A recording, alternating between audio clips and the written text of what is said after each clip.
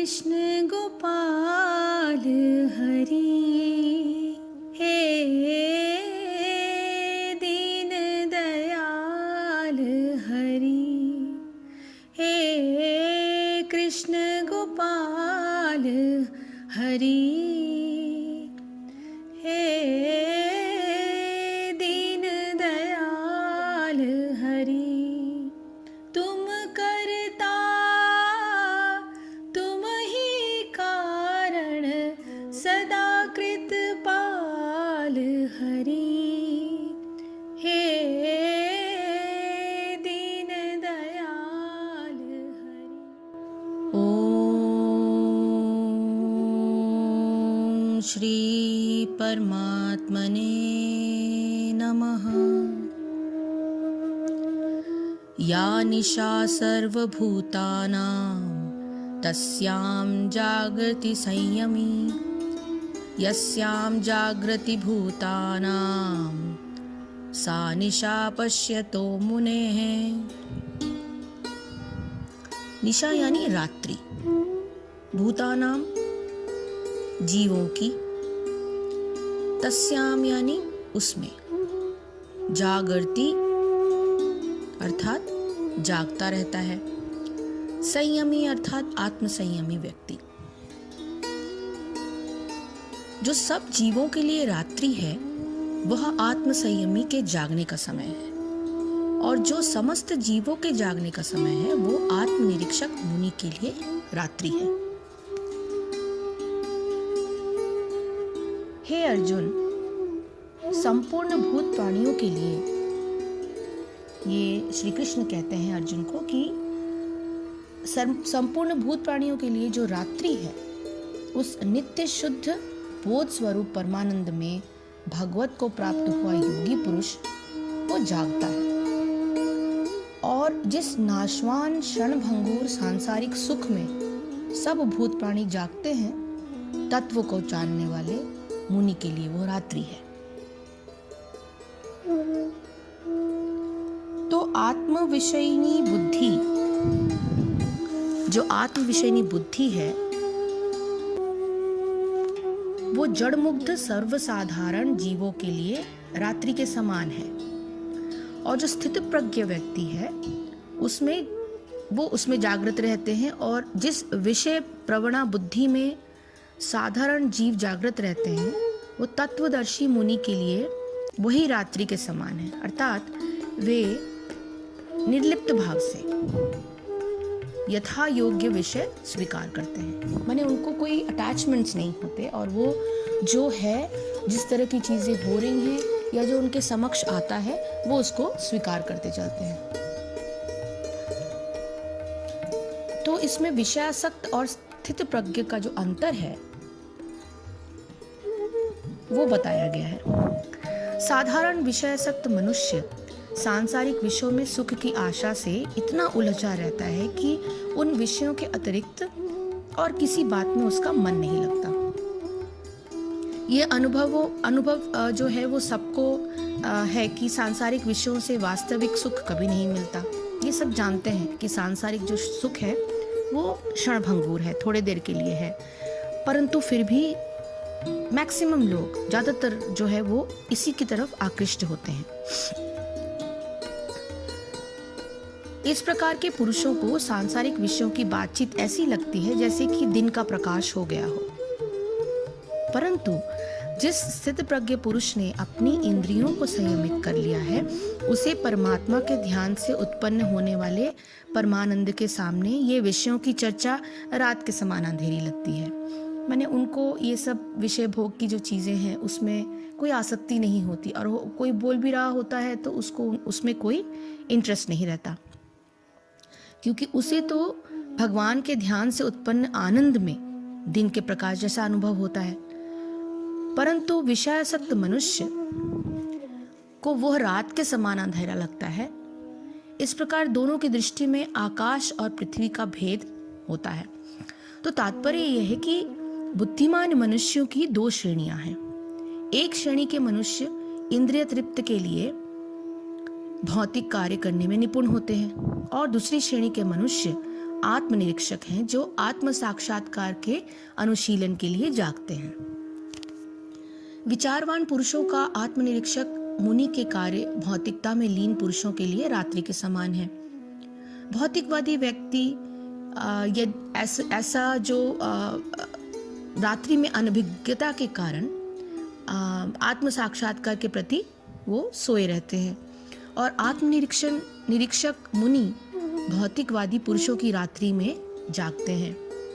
मुनि को आध्यात्मिक अनुशीलन की क्रमिक उन्नति में दिव्य आनंद का अनुभव होता है, किंतु भौतिकवादी कार्यों में लगा व्यक्ति आत्म साक्षात्कार के प्रति सोया ही रहकर अनेक प्रकार के इंद्रिय सुखों का स्वप्न देखता है और उसी सुप्तावस्था में कभी सुख तो कभी दुख का अनुभव करता है। आत्मनिरीक्षक मनुष्य भौतिक सुख तथा दुख के प्रति अन्यमनस्क रहता है। वो भौतिक घातों से अविचलित रहकर आत्मा के साक्षात्कार के कार्यों में लगा रहता है। तो इसका जो संबंध जो है वो है विषयासक्त मनुष्य और स्थित प्रज्ञ मनुष्य की स्थिति में भेद बताकर अब आगे की जो श्लोक आएंगे उनमें दोनों की उपलब्धि का अंतर बताते हैं कि इन दोनों में अंतर क्या है और इसको प्राप्त करने के लिए जो उपलब्धि है वो क्या होनी चाहिए।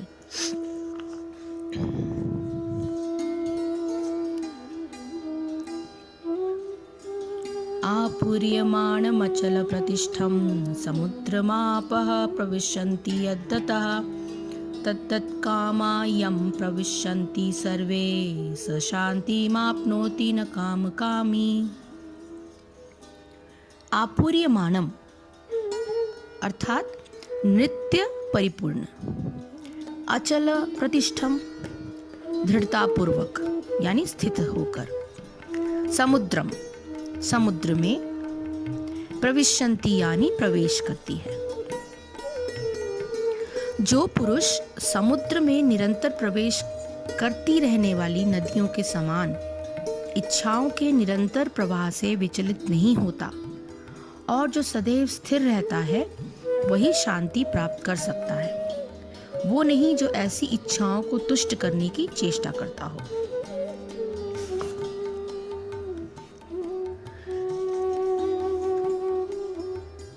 जैसे सब ओर से परिपूर्ण अचल प्रतिष्ठा वाले समुद्र में कई नदियों के जल उसको चलायमान न करते हुए ही समा जाते हैं, वैसे ही जिस स्थिर बुद्धि पुरुष में संपूर्ण भोग किसी प्रकार का विकार उत्पन्न किए बिना ही समा जाते हैं, वह पुरुष परम शांति को प्राप्त होता है, न कि भोगों को चाहने वाला। स्थित प्रज्ञ की भोगों में स्थिरता जो है वो ये श्लोक जो है ये अत्यंत ही महत्वपूर्ण है इस विषय के लिए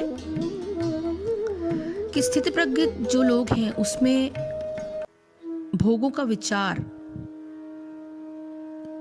किस प्रकार का विकार जो है वो उत्पन्न नहीं कर पाता। इसमें बताया गया कि सांसारिक भोगों से उत्पन्न विचार स्थित प्रज्ञ पुरुष के चित्त में, उसके मन में किसी प्रकार का विकार उत्पन्न नहीं कर पाता। ऐसा विचार उसके चित्त में इस प्रकार समाकर विलीन हो जाता है जैसे समुद्र में नदियों का पानी निरंतर समाते हुए भी समुद्र के तल में कोई अंतर नहीं डाल पाता। कितनी सुंदर सी बात है। इसके विपरीत सांसारिक कामनाओं की पूर्ति में सुख की कल्पना करने वाला व्यक्ति भोगों के विषय में सोचते हुए सदैव उद्विग्न रहता है। विषय भोगों की प्राप्ति न होने पर तो विषयासक्त पुरुष शोक में डूब ही जाता है। उनके प्राप्त होने पर भी उन सुखों की क्षण भंगुरता के कारण परिणाम में दुख ही होता है। इसके विपरीत स्थित प्रज्ञ पुरुष सांसारिक कामनाओं से किसी भी प्रकार विचलित न होने के कारण सदैव स्थिरचित्त रहता है। वह संसार के सभी व्यवहार विधि पूर्वक करता है, परंतु कर्मों के फल में आसक्त न होने के कारण भोगों की प्राप्ति अथवा अप्राप्ति से उसके मन में कोई विकार उत्पन्न नहीं हो पाता।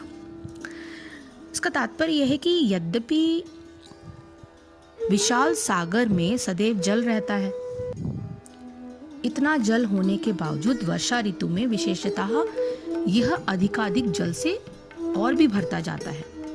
तो सागर तो उसको तो बिल्कुल ऊपर आ जाना चाहिए, पर सागर उतने पर ही स्थिर रहता है।